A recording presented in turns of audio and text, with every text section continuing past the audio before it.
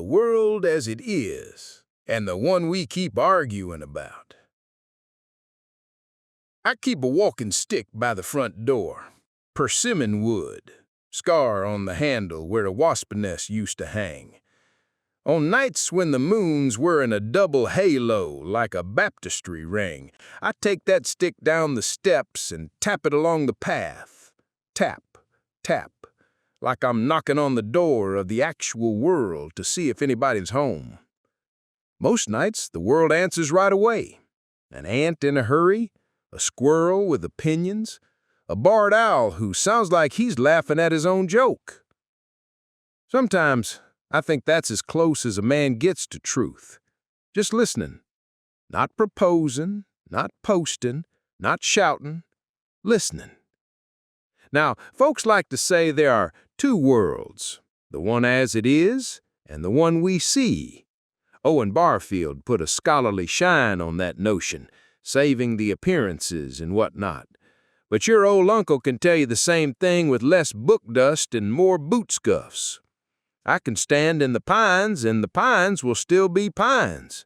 Meanwhile, my head, Lord help it, can be off in Memphis, or 1987, or on the carburetor of a '67 Camaro, or, yes, distracted by the birthright bafflements of the human form. Trees do not drift like that. People do. That's our glory and our trouble. A pine just pines. It drinks light, lifts water, keeps company with wind. A man, meanwhile, will be standing under that same tree arguing with a stranger inside a glowing rectangle about a world neither one of them will step out into tonight. You'll hear him. I ain't letting some college tell me what's what, while a degree holder with hairspray and a teleprompter is telling him exactly what's what. It's a funny old theater. Not ha-ha funny. Shot through with sadness funny. Look, I don't worship science. I just respect the way it tries to lose arguments honestly. When the facts change, she changes her mind. Bless her for that humility. We used to put Earth at the center because standing still on a porch, it sure looks like everything spins around us. Euclid draws us a neat line. Life gives us a blackberry thicket. We prefer the line. The thicket is the world as it is. You can try to iron that thicket flat with politics or punditry, but you'll just steam out the flavor. Turn off the television and step out with a stick. You'll meet the fuzz and fray of things, the fuzzy logic the math folks talk about that your knees already know from walking a cow path in the dark. That's when the appearances start saving you a little. Speaking of saving, when I was a kid, we saved meat by smoking it. Not because it looked authentically country on a menu, but because winter was long and the pig was mortal. People say farm to table now like it's a GPS route. Back then it was feed to barrel, barrel to scald, scald to scrape, scrape to gut, hang to smoke, smoke to slice, grace to mouth. And afterward? Well, friend, the body completes its little circle behind a shed, or, if you're fancy, behind a door. Eating means killing. Killing means stewardship. Stewardship means gratitude. Gratitude means you clean your knives and you say your thanks and you don't waste the fat. That cycle will teach a boy more metaphysics than a whole semester of arguing on the internet. Not because slaughter is noble, it ain't, but because it refuses to be abstract. The world as it is leaves fingerprints. Now, don't get mad, I'm not picking at anybody's tribe. I'm suspicious of all tribes that get too tidy. I've noticed the loudest leave me alone crowd wants everyone to stand exactly where they point. Meanwhile, the loudest care for all crowd sometimes forgets flesh and blood people can't live inside perfect slogans. The world, weird, weary, holy mess that it is, refuses to be ruled by our favorite words. It answers to weather, soil, time, and the hard arithmetic of what a day's worth of hands can lift. Somewhere between those edges, we build towns, argue ourselves sideways, and, if we're smart, make supper for whoever's still speaking to us by sundown.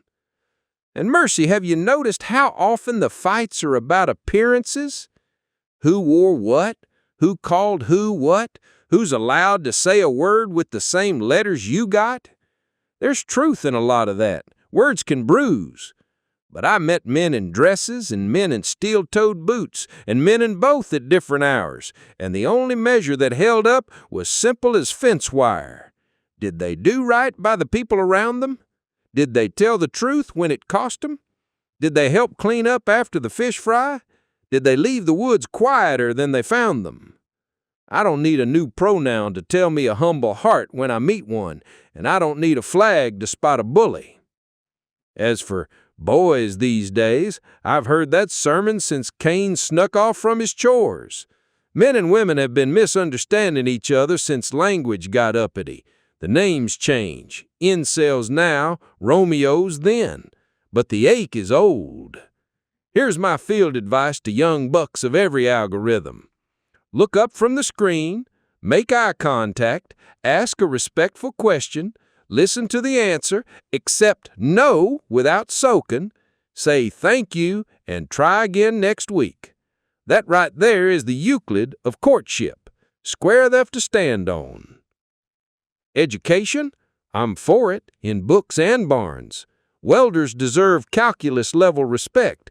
So do nurses, line cooks, loggers, coders, and the quiet saint who balances your grandma's pills in a pharmacy that smells like peppermint and Lysol. If Washington burned down tomorrow, you'd find out in a hurry who educates whom. The man with the well and the woman with the seed box would be our commencement speakers. The diploma would be a full pantry and a clean bandage. I'll tell you something else about reality. It doesn't care how mad you get. You can throw a fit at gravity, the ditch keeps the same address. You can deny the curve of the earth, your cousin's shrimp boat will still vanish whole first over the horizon, same as it did when Magellan was trying not to puke. You can holler at the moon all night, fake, and she will go right on tugging the tides of your bloodstream. I reckon that's why I like to walk when the news gets loud.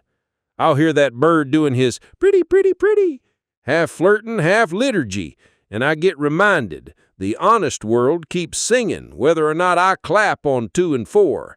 It's not indifference, it's mercy. Creation hums, "You are not the sinner," and then, for free, it adds, "But you belong." I know I've been winding around, but that's how a porch talk ought to go.